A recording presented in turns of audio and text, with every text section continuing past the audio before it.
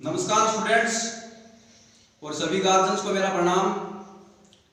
आशा करता हूं कि आप लोग सब अच्छे होंगे। तो माय डियर स्टूडेंट्स, मैं आप लोगों को जो अंग्रेजी के जो टेंस थे, अंग्रेजी बोलना है, वो मैं आप लोगों को सिखा रहा था। तो मैंने आप लोगों को सिंपल प्रेजेंट से लेके सिंपल प्रेजेंट टेंस के बारे में बता दिया, उसके बाद में सिंपल पास्ट के बारे में बता दिया, उसके बाद में सिंपल फ्यूचर के बारे में बता दिया, उसके बाद में प्रेजेंट कंटिन्यूअस टेंस के बारे में बता दिया, उसके बाद में पास्ट कंटिन्यूअस टेंस के बारे में बता दिया। आज मैं बात करता हूं फ्यूचर कंटिन्यूअस टेंस के बारे में। प्रेजेंट कंटिन्यूअस टेंस में आप लोगों ने पढ़ा था कि जिन हिंदी वाक्यों के अंत में रहा है, रही है, रहे हैं शब्द आते हैं, उसकी हम अंग्रेजी बनानी सीखी थी और अंग्रेजी लिखनी सीखी थी। उसके बाद में कोई समय विशेष के अंदर कोई कार्य जारी था, वो हुआ था, इस प्रकार के टेंस के लिए हमने पढ़ा था पास्ट कंटिन्यूअस टेंस। तो उसके अंदर हिंदी वाक्यों के अंत में रहा था, रही थी, आ रहे थे, जैसे मैं जा रहा था, मैं आ रहा था। आज मैं बात करता हूं फ्यूचर कंटिन्यूअस टेंस की, कि भविष्य के अंदर कोई क्रिया जारी होगी। ये टेंस बताने के लिए कोई क्रिया भविष्य के अंदर जारी रहेगी, ये बताने के लिए हम लोग फ्यूचर कंटिन्यूअस टेंस का यूज करते हैं। तो चलिए आइए अपने टॉपिक पे चलते हैं और पढ़ते हैं। तो माय डियर स्टूडेंट्स, मैं बात करता हूं फ्यूचर कंटिन्यूअस टेंस के बारे में। फ्यूचर कंटिन्यूअस टेंस निरंतर भविष्य काल या अपूर्ण भविष्य काल, इसके अंतर्गत वे क्रियाएं सम्मिलित की जाती हैं जो किसी समय विशेष में जारी रहेंगी। हिंदी वाक्यों के अंत में पहचान रहा होगा, रही होगी, रहे होंगे, रही होंगी, रहा होगा, इस प्रकार की जो क्रियाएं हैं हिंदी वाक्यों के अंत में पहचान है वो आती हैं। इस फ्यूचर कंटिन्यूअस टेंस को फ्यूचर प्रोग्रेसिव टेंस भी कहते हैं। ये मैंने आप लोगों को सब टेंसों में बता दिया। इस टेंस को फ्यूचर प्रोग्रेसिव टेंस की, प्रोग्रेसिव और कंटिन्यूअस दोनों सम्मिलित शब्द हैं, दोनों सिमिलर वर्ड हैं। उसके बाद में मैं बात करता हूं हेल्पिंग वर्ब। हेल्पिंग वर्ब्स के अंदर इसमें सेल और विल आता है और उसके साथ में हमको जोड़ना पड़ता है बी। सेल और विल आता है, उसके साथ हमको जोड़ना पड़ता है बी। सेल ओब्लिक बी लगाया मैंने, इसका मतलब ये हुआ कि सेल या विल दोनों में से आप लोगों को सब्जेक्ट के अनुसार एक हेल्पिंग वर्ब को काम में लेना है। उसके बाद में आपको बी लगाना है। तो मैंने इधर हेल्पिंग वर्ब्स पहले भी आप लोगों को बता दी है, लेकिन एक बार फिर से मैं इधर बता रहा हूं कि सेल है वो helping verb I and we के साथ काम में ली जाएगी। विल हेल्पिंग वर्ब है वो आई एंड वी को छोड़कर सबके साथ, यानी ही, सी, इट, किसी का नाम सीता, गीता, महेश या कोई भी जो सब्जेक्ट हो उसके साथ आई एंड वी को छोड़कर उसके साथ काम में लिया जाता है। लेकिन माय डियर स्टूडेंट्स, मैंने आप लोगों को इस बारे में भी बता दिया है कि वर्तमान की जो अंग्रेजी प्रचलन में है उसके अंतर्गत विल हेल्पिंग वर्ब को काम में लिया जाता है। उसके अंतर्गत विल हेल्पिंग वर्ब को काम में लिया जाता है।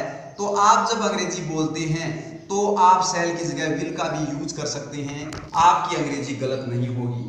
उसके बाद में मैंने आप लोगों को प्रत्येक टेंस के स्ट्रक्चर बताए हैं अच्छे। तो उस स्ट्रक्चर के अंतर्गत मैं चलता हूं। इस टेंस के पहले स्ट्रक्चर में सब्जेक्ट आएगा सबसे पहले, सब्जेक्ट के बाद में सेल और विल। सेल और विल का मतलब यहाँ पर ओब्लिक लगाया मैंने, इसका मतलब मैंने आपको पहले ही बता दिया है कि सेल और विल दोनों में से एक आएगा। ध्यान दें, दोनों में से एक आएगा, दोनों कभी नहीं आएंगे। इस सब्जेक्ट को जिस हेल्पिंग वर्ब की आवश्यकता हो वो आएगी। अगर आप कंफ्यूज हैं तो आप इसके साथ विल का यूज कर सकते हैं, क्योंकि वर्तमान में जो अंग्रेजी प्रचलन में है उसमें विल हेल्पिंग वर्ब काम में ली जाती है। उसके बाद में आपको बी लेके आना है। उसके बाद में वर्ब में आईएनजी या वर्ब की फोर्थ फॉर्म काम में लेके आना है आप लोगों को। वर्ब की 5 प्रकार की फॉर्म मैंने बताई थी, उदाहरण दिया था आपको, जैसे गो है, वेंट है, गोन है, गोइंग है, टू गो है, इस प्रकार से। तो ये 4 नंबर की जो फॉर्म के हिसाब से जो वर्ब है वो मैंने आप लोगों को बताई थी। प्लस ऑब्जेक्ट आएगा अगर है तो, और उसके बाद में आगे भी कोई समय सूचक शब्द हो या कोई और शब्द हो जो उस वाक्य में नेसेसरी है वो भी आगे आ जाएगा उसकी। तो इसके अंदर मैंने बताया आप लोगों को, देखो वह खाना खा रहा होगा, वह खाना खा रहा होगा। तो सबसे पहले अपने को लेके आना सब्जेक्ट। तो इधर सब्जेक्ट सबसे पहले सब्जेक्ट इधर वह है, तो अंग्रेजी के अंदर हम सब्जेक्ट वह लेके आ गए। उसके बाद में अपने को लेना है सब्जेक्ट के अनुसार शैल और विल दोनों में से एक। तो शैल और विल दोनों में से एक हम लोग इधर लेके आ रहे हैं विल, क्योंकि ही के साथ विल का यूज कर रहे हैं। इधर मैंने बताया कि आई एंड वी को छोड़कर सबके साथ आप विल का यूज कर सकते हैं, तो ही के साथ हमने विल का यूज किया। उसके बाद में स्ट्रक्चर के अंदर मैंने लिख के दे रखा है इधर बी, आपको बी लगाना है, इधर हम लोगों ने बी लगा दिया। उसके बाद में आप लोगों को वर्ब में आईएनजी, जैसे ईट है तो इसके अंदर हमने आईएनजी लगा दिया। मैंने पहले भी बताया था कि इंजन का कार्य करता है, कोई कार्य जारी हो जाता है, क्रिया शुरू हो जाती है, ईटिंग मिस खा रहा। उसके बाद में ऑब्जेक्ट फूड आ गया, ऑब्जेक्ट नहीं है तो कोई बात नहीं। उसके बाद में निगेटिव सेंटेंस का स्ट्रक्चर सभी में आप लोगों ने समझ गए होंगे। निगेटिव सेंटेंस का स्ट्रक्चर भी आप लोगों को मैंने बता दिया है। सेंटेंस है वो 4 प्रकार के बताए थे मैंने आप लोगों को। ये दोनों ही असर्टिव सेंटेंस के पार्ट हैं, दोनों ही, एक अफर्मेटिव है और एक नेगेटिव है। तो नेगेटिव के अंदर आपको पता ही है कि नोट आता है, और नोट है वो हमेशा ही हेल्पिंग वर्ब के बाद आता है। ध्यान दें, नोट है वो हमेशा ही हेल्पिंग वर्ब के बाद आता है। तो इधर वह खाना नहीं खा रहा है, ये निगेटिव को दर्शा रहा है, तो वह के लिए ही आ जाएगा। उसके बाद में इसी के अनुसार विल आ जाएगा। हेल्पिंग वर्ब के बाद में नोट आता है, उसके बाद में बी ईटिंग फूड, और उसके बाद में फुल स्टॉप। आपको इस स्ट्रक्चर के अकॉर्डिंग चलना है। इसको देख देख के अगर वाक्य बनाएंगे तो आपका एक भी वाक्य गलत नहीं होगा, और 10, 15, 20 वाक्य ऐसे बनाएंगे तो आपके दिमाग में हमेशा हमेशा के लिए ये स्ट्रक्चर स्थायी हो जाएंगे। उसके बाद में हमने पढ़ा था इंटेरोगेटिव सेंटेंस में सेल और विल। आपको बताइए कि हेल्पिंग वर्ब सबसे पहले आता है, तो हेल्पिंग वर्ब पहले आती है, तो सेल या विल दोनों में से एक काम में लेना है आपको, क्योंकि इस सब्जेक्ट को जिस हेल्पिंग वर्ब की आवश्यकता होगी उसी को लेके आना है। उसके बाद में बी वर्ब में आईएनजी प्लस ऑब्जेक्ट और इंटेरोगेटिव मार्क। तो सबसे पहले विल आ गया क्योंकि ही है यहाँ पर। उसके बाद में बी ईटिंग फूड। उसके बाद में क्या वह खाना नहीं खाता है, तो इसके बाद में आपको नोट लगा देना है सब्जेक्ट के बाद में। स्ट्रक्चर के अकॉर्डिंग चलना है, सेल या विल दोनों में से एक, सब्जेक्ट नोट बी और वर्ब में आईएनजी प्लस ऑब्जेक्ट। यही किया है हमने यहाँ पर, देखिए यही किया है हम लोगों ने यहाँ पर, विल, उसके बाद में subject note be eating food. उसके बाद में आप लोग कोई भी WH वर्ड हो उससे भी वाक्य बना सकते हैं। वह खाना क्यों खा रहा होगा, वह खाना कहाँ खा रहा होगा, वह खाना कहाँ नहीं खा रहा होगा, इस प्रकार से। तो WH वर्ड लेके आना है सबसे पहले। WH का मतलब कोई भी WH वर्ड जो आपको अंग्रेजी बनानी है या आपने सुनी है वो, तो सेल और विल दोनों में से एक सब्जेक्ट के अनुसार। उसके बाद में हम इधर लिखा है WH वर्ड वाई, क्योंकि यहाँ पर हमने क्यों लिखा है, तो वाई के बाद में विल हेल्पिंग वर्ब ही, उसके बाद में बी और ईटिंग फूड, और इसी के नीचे वाला सेंटेंस भी इसी में इंटेरोगेटिव निगेटिव सेंटेंस है, तो इसके अंदर यहाँ पर नोट आ जाता है।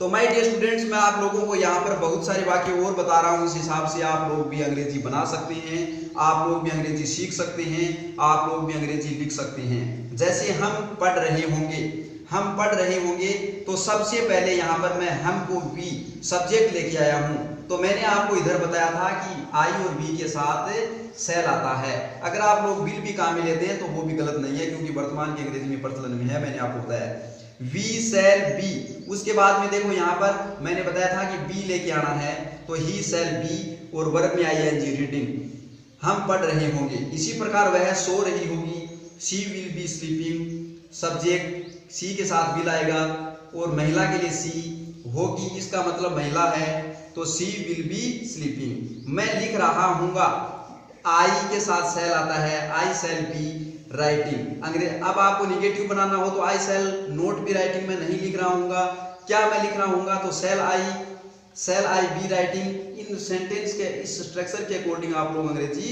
बना सकते हैं। वह कल इस समय मंदिर जा रही होगी, she will be going to temple at this time tomorrow, कल वह इस समय मंदिर जा रही होगी। टुमारो में आने वाला कल होता है, आपको पता ही है। उसके बाद में मैंने यहाँ पर लिखा है, देखो सुनील पढ़ा रहा होगा, तो Sunil will be teaching, Sunil पढ़ा रहा होगा, सब्जेक्ट है, विल आएगा, बी और वर्ब में ING, Sunil will be teaching. Sudhir सोच रहा होगा, तो Sudhir will be teaching, Sudhir subject, shall या विल दोनों में से एक विल, क्योंकि सबके साथ आई और बी को छोड़कर विल आता है, थिंकिंग, सोच रहा होगा। उसके बाद में मदन अंग्रेजी पढ़ रहा होगा तो Madan will be reading English. इसी प्रकार एक दो वाक्य मैंने इधर लिखे हैं, देखो, वह गाय का दूध निकाल रही, वह गाय का दूध निकाल रही होगी तो she will B milking of A cow. Milk means दूध दूहना भी होता है, दूध निकालना भी होता है, तो मिल्किंग मीन्स दूध निकाल रही या दूध दूहना भी होता है। मैं उसे पत्र लिख रहा हूँ तो I shall be writing a letter, मैं एक पत्र लिख रहा हूँ टू हर। हर आ गया, इसका मतलब यहाँ पर महिला है। मैंने महत्वपूर्ण मीनिंग के अंदर ये सब मैंने आप लोगों को प्रोनाउंस में बताए थे। श्वेता स्नान कर रही होगी तो Shweta will be bathing, Shweta स्नान कर रही होगी। सबसे पहले सब्जेक्ट, सब्जेक्ट के अकॉर्डिंग हेल्पिंग वर्ब बी और उसके बाद में वर्ब में ING, Shweta will be bathing. My dear student, मैंने आप लोगों को जो टेंस हैं उस टेंसों के अंतर्गत मैंने आप लोगों को सिंपल प्रेजेंट टेंस, हिंदी वाक्यों के अंत में पहचान होती है ता है, ती है, जैसे मैं आता हूँ, खाता हूँ, पीता हूँ, उसी प्रकार सिंपल पास्ट टेंस मैंने बताया आप लोगों को हिंदी वाक्यों के अंत में या, ये, जैसे मैं आया, मैंने खाया, मैंने पढ़ा, मैंने लिखा अंग्रेजी में, आई एट फूड, मैंने खाना खाया, आई रेड इंग्लिश बुक, मैंने एक अंग्रेजी की पुस्तक पढ़ी, आई वेंट टू स्कूल, मैं विद्यालय गया। इसी प्रकार मैं विद्यालय जाऊंगा, I will go to school, ये मैंने आप लोगों को सिंपल फ्यूचर में बताया था। उसके बाद में प्रेजेंट कंटिन्यूअस टेंस मैंने आप लोगों को बताया था कि मैं जा रहा हूँ, I am going to school, मैं विद्यालय जा रहा हूँ, जिनके हिंदी वाक्यों के अंत में रहा है, रही है शब्द आते हैं। उसी प्रकार मैंने पास्ट कंटिन्यूअस टेंस बताया था, जिसके अंतर्गत मैंने बताया था रहा था, रही थी, रहे थे। तो इसके अंतर्गत मैंने बताया था कि मैं विद्यालय जा रहा था, I was going to school. तो आप लोगों को इस जो कंटिन्यूअस टेंस है, जो प्रोग्रेसिव टेंस है, जो इम्परफेक्ट टेंस है, इसके अंतर्गत आप लोगों को हेल्पिंग वर्ब का ध्यान देना है। अगर इज आर एम आ जाता है तो हिंदी वाक्य के अंत में है लग जाता है। अगर वाज या वर आ जाता है तो था, थे में से लग जाता है। अगर शैल और विल आ जाता है तो रहा होगी, रही होगी, ये लग जाता है। बी और वर्ब में आईएनजी लगते ये हो जाता है।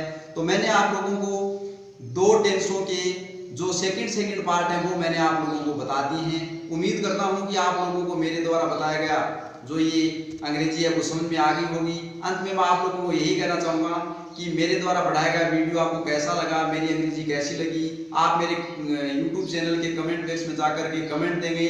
मेरे YouTube चैनल को सब्सक्राइब कर घंटे का बटन जरूर दबाएंगे। जय हिंद, जय भारत।